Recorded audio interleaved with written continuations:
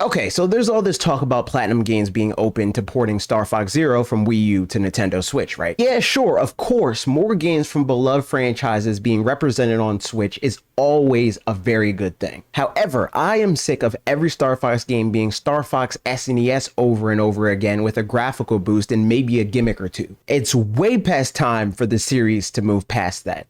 Let's talk about it.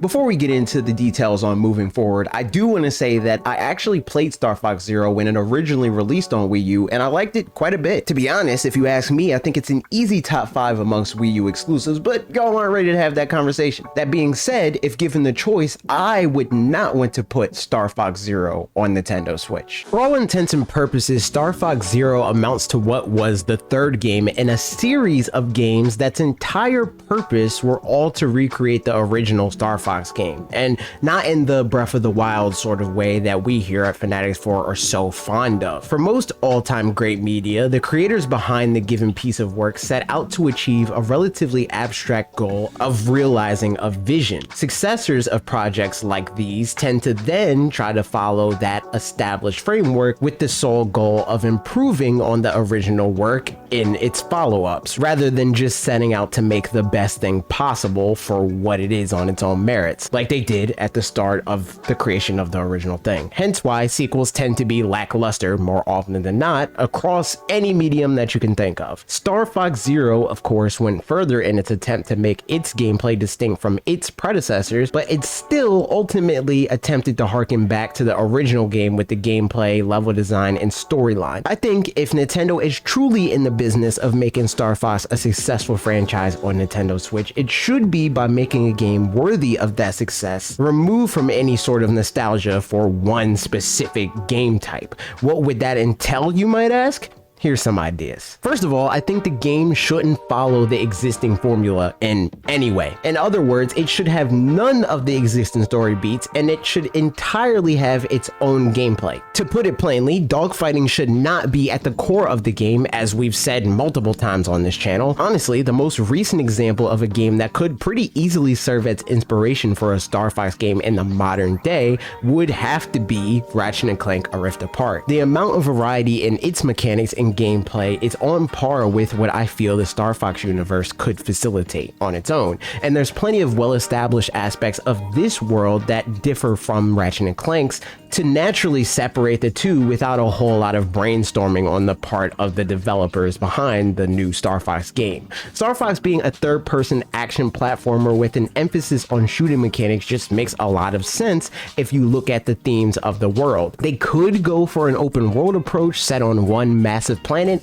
but even better than that, it should instead opt for multiple smaller scaled sandboxes that will all be used for bounty hunting missions the player would have to take on and complete. Something that I don't feel is mentioned enough in videos like this about the Star Fox series, the entire Star Fox team should be playing a bigger role in the games than they currently do. And those roles shouldn't just end up playing like Fox McCloud does with a different skin and voice, but they should all have their own strengths and weaknesses that coincide with their personalities or their character designs. Whether that means the game requires the player to switch between Fox, Falco, Slippy, and Peppy on the fly, or instead the game could be structured in a way that dedicates specific missions to playing as different members of the team, depending on their abilities, I don't think matters all that much. All I do know is a core tenet of the series that the series doesn't capitalize enough on is the camaraderie amongst the Star Fox team. As for what those abilities are, it depends on what style of game they're going for. Like, if it is a Ratchet & Clank inspired situation, they could differentiate their movement and combat options based on the kind of animal they are. Slippy could be used in water-based missions, for instance, or Peppy could burrow underground. Combat with them could center around using weapons that complement their movement abilities, and they could do the same in regards to what vehicles they are proficient in. Like, maybe Falco is the best R-Wing pilot and Fox is the best with the Landmaster. Honestly, the game could be designed with a similar philosophy to Sonic Adventure games, but you know,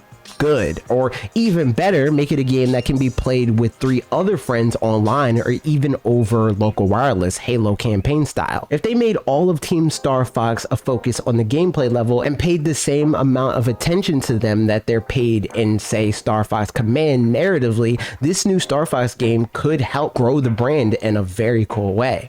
I think when a lot of Nintendo fans that aren't familiar with the series think of Star Fox, they tend to put it in a box with Metroid, since the series both involve intergalactic bounty hunters, but at their heart, they're kind of diametrically opposed in the sense that Star Fox is supposed to be about the team dynamic and Metroid is generally about solitude. The latter does a good job of reflecting that in its gameplay, usually, so why not follow suit with Star Fox and double down on its themes of teamwork and camaraderie? There's not a soul alive that could convince me that 1, this wouldn't be so much more cool than playing alone, 2, this isn't the perfect way to use the world of Star Fox to further set it apart from the games that are similar in certain aspects, and 3, that it wouldn't be endlessly better than yet another dogfighting simulator. After everything is all said and done, if it's absolutely a no-go to make a brand new Star Fox game before proving its merits or whatever,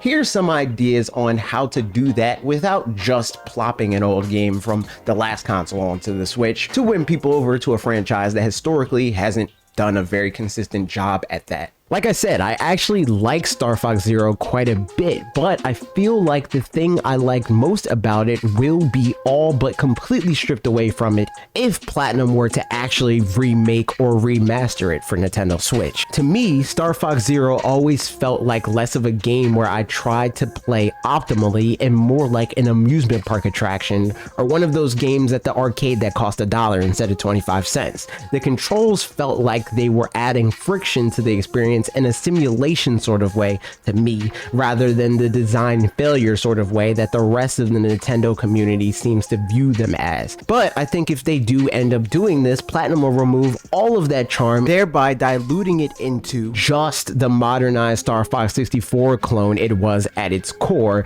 and to me, that's a lot less interesting and therefore a lot less appealing of a release if they want this to stand shoulder to shoulder with some of the other Wii U ports that not only retain the value from their previous release, but in most cases improved on them, and their prices reflected that. Star Fox Zero would be a guaranteed downgrade even if they keep motion in as an option due to the lack of second screen, and that's a bummer. The second, more preferable fringe option that 100% wouldn't happen is a collection of the Star Fox SNES successors in a single collection.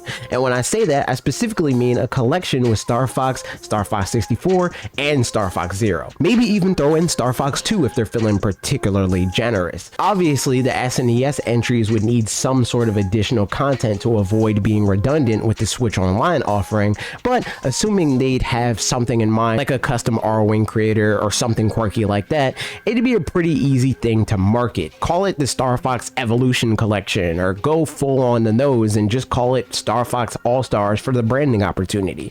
I say this only because it would be pretty cool to be able to see how the concept evolved in one singular package. In this scenario, I wouldn't even need them to do much to any of the games involved, save for maybe a resolution buff and maybe some control tweaks in the same way that Super Mario 3D All-Stars did. I definitely don't think Star Fox is a series that could command a $60 price tag for something like this, even if they did all of that, and I'd personally most likely skip it if Nintendo took that route, but for $40, I'd definitely pick something like this up. Star Fox Adventure could have been the game that did exactly what I talked about earlier for the Star Fox series in a new game. If only the game actually started as a Star Fox game instead of Dinosaur Planet. Even with that blunder aside though, I will say I did personally enjoy Star Fox Adventure, and assuming they'd fix some of the wonky stuff that was actually more common in that era of adventure games than people would like to admit,